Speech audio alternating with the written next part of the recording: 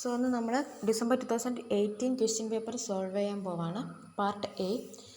അതിൽ ഡിസംബർ 2019 ആണ് നമ്മൾ കഴിഞ്ഞ ക്ലാസ്സിൽ ചെയ്തത്. അപ്പോൾ ഇവിടെ ഫസ്റ്റ് ക്വസ്റ്റ്യൻ നോക്കുക. Define the terms gauge pressure, vacuum pressure and absolute pressure. December 2019 question paper solve ചെയ്തപ്പോൾ നമ്മൾ ഈ ഒരു ക്വസ്റ്റ്യൻ കണ്ടിട്ടുണ്ട്. അതായത് പക്ഷേ അവിടെ അബ്സല്യൂട്ട് പ്രഷർ കാൽക്കുലേറ്റ് ചെയ്യാൻ വേണ്ടിയിട്ടാണ് നമ്മളോട് ചോദിച്ചത്. അപ്പോൾ തന്നെ ഞാൻ പറഞ്ഞിട്ടുണ്ട് ഇതിൻ്റെ തിയറി കൂടെ പഠിക്കണം, എന്താണ് ഗേജ് പ്രഷർ, എന്താണ് വാക്വം പ്രഷർ എന്നൊക്കെയുള്ള കാര്യം. ആൻഡ് അതിൻ്റെ ഫിഗർ കൂടെ വരയ്ക്കാൻ പഠിക്കണം. അപ്പോൾ ഫിഗർ കൂടെ വരച്ചാലേ നിങ്ങൾക്ക് ഫുൾ മാർക്ക് കിട്ടുള്ളൂ. അപ്പോൾ എന്താണെന്ന് എഴുതുക, ഫിഗർ വരയ്ക്കുക, അപ്പോൾ നിങ്ങൾക്ക് ഫുൾ മാർക്ക് കിട്ടും. Now second 1B, question 1B ഒരു ടോട്ടൽ പ്രഷർ കണ്ടുപിടിക്കാനുള്ളൊരു ക്വസ്റ്റ്യൻ ആണ്. അതൊരു ടിപ്പിക്കൽ ക്വസ്റ്റ്യൻ ആണ്. അതായത് ഇത് എങ്ങനെയാണ് ചെയ്യാന്നുള്ളൊരു മെത്തഡോളജി നമുക്കുണ്ട്. ഒരു ടാങ്ക് ഉണ്ട്. ആ ടാങ്കിൻ്റെ ലോവർ പാർട്ടിൽ ഒരു പർട്ടിക്കുലർ ഫ്ലൂയിഡും അപ്പർ പാർട്ടിൽ വേറൊരു ഫ്ലൂയിഡുമാണ് ഉള്ളത്. അപ്പോൾ അങ്ങനെയുള്ള ക്വസ്റ്റ്യൻ ചെയ്യാനുള്ളത് നമുക്ക് എങ്ങനെയാണ് ചെയ്യാന്നുള്ളത് നമ്മൾ പഠിക്കണം. അതായത് അതിനൊരു പ്രൊസീജിയർ ഉണ്ട്. അങ്ങനെയുള്ള ക്വസ്റ്റ്യൻ ചെയ്യാൻ ഒരു പ്രഷർ ഡയഗ്രാം ഒക്കെ വരയ്ക്കണം. അപ്പോൾ അതിന് നിങ്ങൾ ഇതേ യൂട്യൂബ് അക്കൗണ്ടിൽ ഞാൻ മുന്നേ ഒരു വീഡിയോ ചെയ്തിട്ടുണ്ട്. എനിക്ക് തോന്നുന്നു ആ വീഡിയോൻ്റെ പേര് ടോട്ടൽ പ്രഷർ കാൽക്കുലേഷൻ തന്നെയാണെന്ന് തോന്നുന്നു. 2 ഫ്ലൂയിഡായിട്ട് വരുമ്പോൾ ഞാൻ വേണമെങ്കിൽ അതിൻ്റെ ലിങ്ക് ഒന്നുകൂടെ ഷെയർ ചെയ്ത് തരാം. 2 ഫ്ലൂയിഡ്, ഒരു ടാങ്കിൽ 2 ഫ്ലൂയിഡ് വരുമ്പോൾ എങ്ങനെയാണ് നമ്മൾ ടോട്ടൽ പ്രഷർ കണ്ടുപിടിക്കുന്നത് എന്നുള്ളത്. ഓക്കെ, നമ്മൾ ഇന്ന് ഡിസ്കസ് ചെയ്യാൻ പോകുന്നത് സെക്കൻഡ് ക്വസ്റ്റ്യൻ മുതലാണ്. സെക്കൻഡ് ക്വസ്റ്റ്യൻ ഞാൻ വായിക്കാം. A solid cylinder of diameter 30 cm and height 15 cm is to float in water with its axis vertical in sea water of specific gravity 1.03. If the relative density of the cylinder material is 0.9, examine the stability of cylinder. അപ്പോൾ December 2019 question solve ചെയ്തപ്പോൾ നിങ്ങൾ ഇങ്ങനെ ഒരു same question കണ്ടിട്ടുണ്ടാവും. Metacentre കാണാനുള്ളൊരു question. അപ്പോൾ എല്ലാ question പേപ്പറിലും repeat ചെയ്യുന്നൊരു പോർഷനാണ് ഈ മെറ്റാ സെൻറ്റർ എന്ന് പറയുന്നത്. അപ്പോൾ അതിൽ സ്റ്റെബിലിറ്റി ഓഫ് ബോഡീസ് എങ്ങനെയാണ് കണ്ടുപിടിക്കാമെന്ന് പഠിക്കണം. പിന്നെ അതിൻ്റെ experimental determination of meta centre എന്നുള്ള പാർട്ട് പഠിക്കണം. അതിൻ്റെ ഇക്വേഷൻ പഠിക്കുക. ദെൻ അനലിറ്റിക്കൽ മെത്തേഡിൻ്റെ ഇക്വേഷൻ പഠിക്കുക. അത് രണ്ടും പഠിച്ചാൽ നിങ്ങൾക്ക് മാർക്ക് സ്കോർ ചെയ്യാൻ പറ്റും. അപ്പോൾ ഇതെങ്ങനെ വരുന്നതെന്ന് നോക്കാം നമുക്ക്.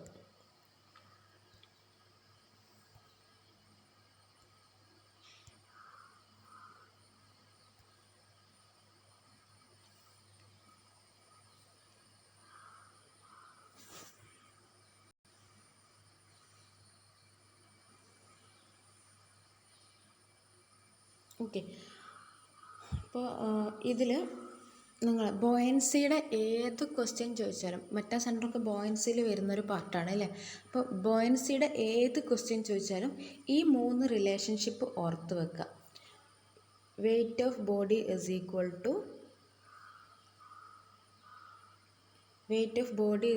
To weight of fluid displaced. First relationship, അതായത് ഒരു ബോഡി നമ്മൾ വാട്ടറിലേക്ക് ഇമേഴ്സ് ചെയ്യുമ്പോൾ അവിടെ നിന്ന് വാട്ടർ ഡിസ്പ്ലേസ്ഡ് ആവും അല്ലേ. ആ ഡിസ്പ്ലേസ്ഡ് ആവുന്ന വാട്ടറിൻ്റെ വെയ്റ്റും നമ്മൾ ഇമേഴ്സ് ചെയ്ത ബോഡിയുടെ വെയ്റ്റും ഈക്വൽ ആയിരിക്കും. And second relationship is volume occupied by the submerged body is equal to volume of water displaced. അതായത് ഈ ബോഡി നമ്മൾ ഒരു ഫ്ലൂയിഡിലേക്ക് ഇമേഴ്സ് ചെയ്ത് വെക്കുമ്പോൾ some amount of water is displaced and എത്ര വോളിയം ഓഫ് വാട്ടർ ഡിസ്പ്ലേസ്ഡ് എന്നുള്ളത് equal to volume of submerged ബോഡിക്ക് ഈക്വൽ ആയിരിക്കും. സബ്മേർജ്ഡ് ബോഡി, അത് ഇമ്പോർട്ടൻ്റ് ആണ് ആ വേർഡ്, സബ്മേർജ്ഡ് ബോഡി. അത് ഫുൾ വോളിയം അല്ല, നമ്മൾ ഇമേഴ്സ് ചെയ്യുന്ന ബോഡിയുടെ ഫുൾ വോളിയം അല്ല, സബ്മേർജ്ഡായി കിടക്കുന്ന പാർട്ടിൻ്റെ വോളിയം ആണ് അവിടെ എടുക്കേണ്ടത്. Volume occupied by the submerged body എന്ന് പറഞ്ഞാൽ നമ്മൾ വാട്ടറിലേക്ക് ബോഡി ഇറക്കി വെക്കുമ്പോൾ അതിൻ്റെ കുറച്ച് ഭാഗം താഴേക്ക് വെള്ളത്തിലേക്കാണെങ്കിൽ മുങ്ങിക്കിടക്കും അല്ലേ. ആ മുങ്ങിക്കിടക്കുന്ന പാർട്ടിൻ്റെ വോളിയം ആയിരിക്കും അവിടെ നിന്ന് ഡിസ്പ്ലേസ്ഡ് ആയിട്ടുള്ള ഫ്ലൂയിഡിൻ്റെ വോളിയം. ദെൻ അതേപോലെ ഒരു ബോഡി ഇമേഴ്സ് ചെയ്ത് നോക്കുമ്പോൾ അതിൻ്റെ സെൻറ്റർ ഓഫ് ബോയൻസി കണ്ടുപിടിക്കണമെങ്കിൽ നമ്മൾ മിക്കവാറും ഒരു റെക്റ്റാങ്കുലറൊക്കെ ആയിട്ടുള്ളൊരു ഒരു ബോഡി ആയിരിക്കും നമുക്ക് തരിക. അപ്പോൾ റെക്റ്റാങ്കുലർ ബോഡിയുടെ സെൻറ്റർ ഓഫ് ഗ്രാവിറ്റി എന്ന് പറഞ്ഞാൽ എവിടെയായിരിക്കും? അതിൻ്റെ ഹൈറ്റിൻ്റെ ബൈ 2-ലായിരിക്കും. അതേപോലെ സെൻറ്റർ ഓഫ് ബോയൻസി കണ്ടുപിടിക്കണമെങ്കിൽ നമ്മൾ എന്താ ചെയ്യുകയെന്ന് വെച്ചാൽ ഈ ഡെപ്തിൻ്റെ ബൈ 2 എടുക്കുകയാണ് ചെയ്യുക. ഡെപ്ത് ഓഫ് ഇമേർഷൻ്റെ ബൈ 2. ഞാൻ ഒന്നുകൂടെ പറയാം. സെൻറ്റർ ഓഫ് ബോയൻസി, നമുക്ക് ഏതെങ്കിലും ഒരു ബോഡിയുടെ സെൻറ്റർ ഓഫ് ബോയൻസി കണ്ടുപിടിക്കണമെങ്കിൽ അവിടെ മുങ്ങിക്കിടക്കുന്നൊരു ഡെപ്ത് ഉണ്ടാവുമല്ലോ, ആ ഡെപ്തിൻ്റെ സെൻറ്റർ ഓഫ് ഗ്രാവിറ്റി കണ്ടുപിടിച്ചാൽ മതി. അതായത് ഇങ്ങനെ ഒരു ബോഡി നമ്മുടെ ഫ്ലൂയിഡിൽ ഇമേഴ്സ്ഡായി കിടക്കുകയാണെന്ന് വിചാരിക്കുക, ഒരു റെക്ടാങ്കുലർ ബോഡിയാണെന്ന് വിചാരിക്കാം. അപ്പോൾ ഇതിൻ്റെ ഇമേഴ്സ്ഡ് ഡെപ്ത് എത്രയാണ്? എച്ച് ആണെന്ന് വിചാരിക്കാം. അങ്ങനെയാണെങ്കിൽ സെൻറ്റർ ഓഫ് ബോയൻസി ഉണ്ടാവുക ഈ h/2 okay. Centre of gravity എവിടെ ഉണ്ടാവുക? ഈ ടോട്ടൽ ബോഡിയുടെ ഹൈറ്റ് h ആണെങ്കിൽ ആ എച്ച്, ക്യാപിറ്റൽ എച്ച് ആണെങ്കിൽ അതിൻ്റെ സെൻറ്ററിലാണ് സെൻറ്റർ ഓഫ് ഗ്രാവിറ്റി ഉണ്ടാവുക. ഓക്കെ. അപ്പോൾ സെൻറ്റർ ഓഫ് ബോയൻസി എന്ന് പറയുന്നത് മുങ്ങിക്കിടക്കുന്ന ഡെപ്തിൻ്റെ /2 സെൻറ്റർ ഓഫ് ഗ്രാവിറ്റി എന്ന് പറഞ്ഞാൽ ടോട്ടൽ ഡെപ്തിൻ്റെ /2 അതും കൂടെ ഓർത്ത് വെക്കുക. പിന്നെ ഏതെങ്കിലും ഒരു ഒബ്ജക്റ്റിൻ്റെ വെയിറ്റ് കാണാനുള്ള ഇക്വേഷനൊക്കെ പഠിച്ച് വെക്കുക. വെയിറ്റ് കാണാനുള്ള equation mass density ρ × g × volume of body എന്നാണ്. അപ്പോൾ ഇത്രയും കാര്യങ്ങൾ അറിയാമെങ്കിൽ നിങ്ങൾക്ക് പിന്നെ ആ മെറ്റാസെൻറ്ററിൻ്റെ ഡിറ്റർമിനേഷൻ ഇക്വേഷൻ എക്സ്പെരിമെൻ്റൽ മെത്തേഡിൻ്റെയും അനലിറ്റിക്കൽ മെത്തേഡിൻ്റെയും ഇക്വേഷൻ നിങ്ങൾക്ക് അറിയാമെങ്കിൽ നിങ്ങൾക്ക് ഈ പ്രോബ്ലംസ് ഒക്കെ സോൾവ് ചെയ്യാൻ പറ്റും. അപ്പോൾ ഇവിടെ നമുക്കൊരു സിലിണ്ടർ ഉണ്ട്. ആ സിലിണ്ടറിൻ്റെ സ്പെസിഫിക് ഗ്രാവിറ്റി, സിലിണ്ടർ ഉണ്ടാക്കിയേക്കുന്ന മെറ്റീരിയലിൻ്റെ സ്പെസിഫിക് ഗ്രാവിറ്റി 0.9 ആണ്. ആൻഡ് അത് സീ വാട്ടറിൽ 1.0 സ്പെസിഫിക് ഗ്രാവിറ്റി ഉള്ള സീ വാട്ടറിൽ ഇമേഴ്സ് ചെയ്ത് വെച്ചിട്ടുണ്ട്. ആൻഡ് അതിൻ്റെ ഡെപ്ത് 15 സെൻറ്റിമീറ്റർ ആണ്. ഡയമീറ്റർ എത്രയാണ്? 30 സെൻറ്റിമീറ്റർ ആണ്. അങ്ങനെയാണെങ്കിൽ ഈ ബോഡി സ്റ്റേബിൾ ആണോ നോക്കുകയാണ് വേണ്ടത്. അപ്പോൾ സ്റ്റെബിലിറ്റി പറയുമ്പോൾ നമ്മൾ നോക്കേണ്ട കാര്യം ക്വസ്റ്റ്യനിലൊരു സബ്മേർജ്ഡ് ബോഡിയാണോ ചോദിച്ചത് അല്ലെങ്കിൽ ഒരു ഫ്ലോട്ടിംഗ് ബോഡിയാണോ ചോദിച്ചതെന്നാണ്. മിക്കവാറും ഫ്ലോട്ടിംഗ് ബോഡി മാത്രമേ ചോദിക്കുള്ളൂ. സബ്മേർജ്ഡ് ബോഡിയാണ് ചോദിച്ചതെങ്കിൽ നിങ്ങൾ സെൻറ്റർ ഓഫ് ബോയൻസി കാണണം, സെൻറ്റർ ഓഫ് ഗ്രാവിറ്റി കാണണം. Centre of buoyancy above centre of gravity ആണെങ്കിൽ ആ ബോഡി സ്റ്റേബിളാണ്.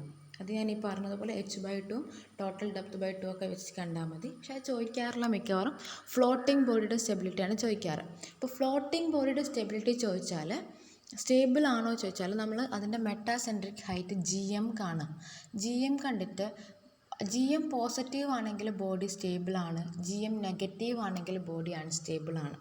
അപ്പോൾ gmൻ്റെ ഇക്വേഷൻ നോക്കുക. gmൻ്റെ ഇക്വേഷൻ നമുക്കിവിടെ എക്സ്പെരിമെൻ്റൽ സെറ്റപ്പ് അല്ലേ, നമുക്കൊരു സ്മോൾ വെയിറ്റോ അത് മൂവ് ചെയ്യുന്ന ഡിസ്റ്റൻസോ ഒന്നും തന്നിട്ടില്ല. അപ്പോൾ ഇതൊരു എക്സ്പെരിമെൻ്റൽ സെറ്റപ്പ് അല്ല. സോ ഇവിടെ ഒരു എന്താ ഉള്ളത്, നമുക്ക് അടുത്ത അനലിറ്റിക്കൽ മെത്തേഡിൻ്റെ ഇക്വേഷനാണ് ഇവിടെ നമുക്ക് യൂസ് ചെയ്യേണ്ടത്. That is gm = I/v - bg ആണ് ഇക്വേഷൻ. gmൻ്റെ ബൈ ഹാർട്ട് പഠിക്കുക. ഇനി I എങ്ങനെ കണ്ടുപിടിക്കും? ഏതൊരു പ്രോബ്ലം നമുക്ക് തന്നാൽ I കണ്ടുപിടിക്കണമെങ്കിൽ നമുക്കിവിടെ ഒരു സിലിണ്ടർ അല്ലേ തന്നത്, ആ സിലിണ്ടറിൻ്റെ പ്ലാൻ വരക്കുക. സിലിണ്ടറിൻ്റെ പ്ലാനിൽ എന്താ ഉണ്ടാവും? സിലിണ്ടർ മേലെ നോക്കിയാൽ നമുക്കൊരു സർക്കിളല്ലേ കാണാം. ആ സർക്കിൾ ഇവിടെ വരച്ച് വെക്കുക. ആ സർക്കിളിൻ്റെ I ആണ് അവർ ചോദിക്കുന്നത്. ഒരു ബോഡി, ഫ്ലോട്ടിംഗ് ബോഡി തന്നിട്ടുണ്ടെങ്കിൽ gm = I/v - bg I എന്ന് പറഞ്ഞാൽ നമ്മളെടുത്തേക്കുന്ന ബോഡിയുടെ പ്ലാൻ വ്യൂവിൻ്റെ മൊമെൻ്റ് ഓഫ് ഇനേഷ്യാണ് ചോദിക്കുന്നത്. അപ്പോൾ ഇവിടെ സിലിണ്ടറിൻ്റെ പ്ലാൻ വ്യൂ എന്ന് പറഞ്ഞാൽ ഒരു സർക്കിളാണ്. So I = π/64 d⁴, where d is the diameter. അപ്പോൾ ഇവിടെ ഡയമീറ്റർ 0.3 ആണ്. അപ്പോൾ π/64 0.3⁴ ചെയ്ത് I കിട്ടും. ഇനി V എന്ന് പറഞ്ഞാൽ ഇറ്റ് ഈസ് സബ്മേർജ്ഡ് ഏരിയ ആണ്, സബ്മേർജ്ഡ് വോളിയം ആണ്. അപ്പോൾ സബ്മേർജ്ഡ് വോളിയം എന്ന് പറഞ്ഞാൽ ഈ മുങ്ങിക്കിടക്കുന്ന പാർട്ടില്ലേ, ഈ പാർട്ടിൻ്റെ വോളിയമാണ്. ടോട്ടൽ വോളിയം എന്ന് പറഞ്ഞാൽ നമുക്കറിയാം സിലിണ്ടറിൻ്റെ area, cross sectional area into total height 15 centimetre ആണ്. പക്ഷേ സബ്മേർജ്ഡ് ഏരിയ എന്ന് പറഞ്ഞാൽ എന്താ? ഈ ക്രോസ് സെക്ഷണൽ ഏരിയ ഇൻറ്റു ഈ മുങ്ങിക്കിടക്കുന്ന ഡെപ്ത്. ഞാൻ സ്മോൾ h എന്ന് കാണിച്ചാൽ ആ h ചെയ്യണം അല്ല. സബ്മേർജ്ഡ് വോളിയം കാണണമെങ്കിൽ ടോട്ടൽ ഏരിയ എന്ന് പറഞ്ഞാൽ ഇതിൻ്റെ cross sectional area into total height 15 centimetre. പക്ഷേ ഇവിടെ നമ്മൾ ചോദിക്കുന്നത് സബ്മേർജ്ഡ് മുങ്ങിക്കിടക്കുന്ന ഭാഗത്തിൻ്റെ വോളിയം എത്രയാണെന്നാണ്. അപ്പോൾ മുങ്ങിക്കിടക്കുന്ന ഭാഗത്തിൻ്റെ വോളിയം എന്ന് പറഞ്ഞാൽ ഇതിൻ്റെ ക്രോസ് സെക്ഷണൽ ഏരിയ ആയിട്ട് മുങ്ങിക്കിടക്കുന്ന ഡെപ്ത് ഞാനിവിടെ h ആയിട്ടാണ്, സ്മോൾ h ആയിട്ടാണ് എടുത്തേക്കുന്നത്. ഓക്കെ. ഇനി h എങ്ങനെ കാണും? ആ h കാണാൻ വേണ്ടി നമ്മൾ എന്ത് ചെയ്യുക? ഞാനിപ്പോൾ പറഞ്ഞ ഇക്വേഷൻസ് യൂസ് ചെയ്യാം. Wait of body = wait of water displaced. ആ ഒരു ഇക്വേഷനാണ് എപ്പോഴും നമ്മൾ സബ്മേർജ്ഡ് ഡെപ്ത് കാണാൻ യൂസ് ചെയ്യേണ്ടത്. അപ്പോൾ വെയിറ്റ് ഓഫ് ബോഡി എങ്ങനെ കിട്ടും? നമ്മളിപ്പോൾ ഓൾറെഡി പറഞ്ഞു വെയിറ്റ് ഓഫ് ബോഡി കാണാനുള്ള equation rho of body into g into volume of body എന്നാണ്. ബോഡിയുടെ റോ ഡെൻസിറ്റി എന്ന് പറഞ്ഞാൽ ആ ബോഡിയുടെ സ്പെസിഫിക് ഗ്രാവിറ്റി ഇൻറ്റു 1000 ആണ്. ബോഡിയുടെ സ്പെസിഫിക് ഗ്രാവിറ്റി 0.9 ആണ്. 0.9 ഇൻറ്റു 1000 ചെയ്താൽ 900 കിട്ടും. അപ്പോൾ rho of body is 900 into g is 9.81 and volume of body എന്താ cross sectional area of body into height of body. Cross sectional area of cylinder is π/4 into d square. Circle അല്ലേ cross sectional area എന്ന് പറയാം into height. അപ്പോൾ π/4 into 0.3 square into height is 15 centimetre that is 0.15 metre. Okay, അപ്പോൾ അങ്ങനെ wait of body കിട്ടി. ഇനി നമ്മൾ ഇതിൽ നിന്ന് എന്ത് കണ്ടുപിടിക്കണം? വോളിയം ഓഫ് ബോഡി കണ്ടുപിടിക്കണം.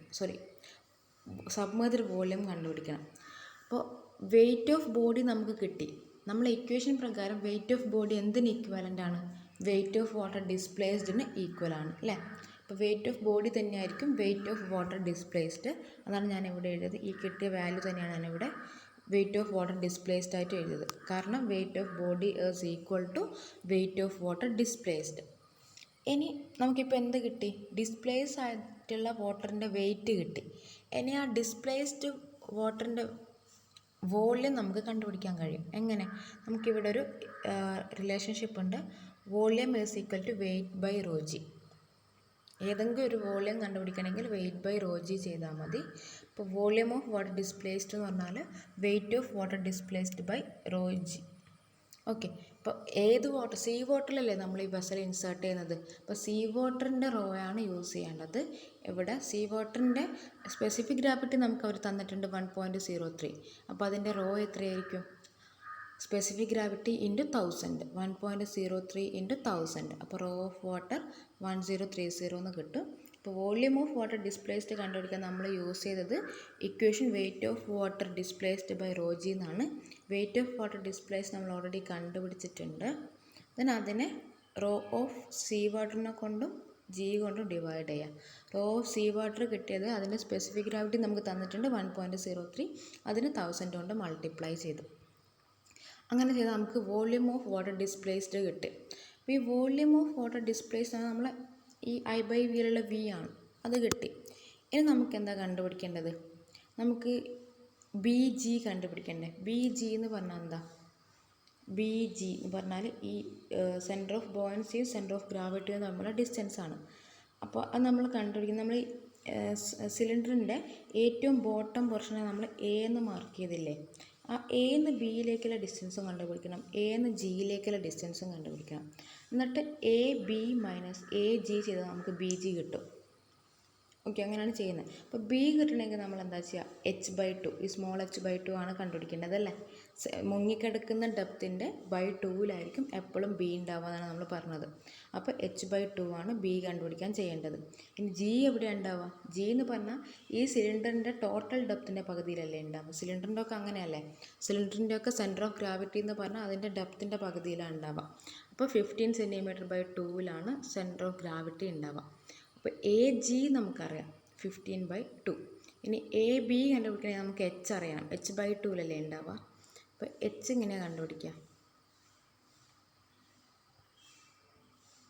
എച്ച് കണ്ടുപിടിക്കാനാണ് ഈ വോളിയം ഓഫ് വാട്ടർ ഡിസ്പ്ലേസ്ഡ് എന്ന് പറഞ്ഞാൽ നമ്മൾ ഓൾറെഡി പറഞ്ഞു cross sectional area into depth of water submerged.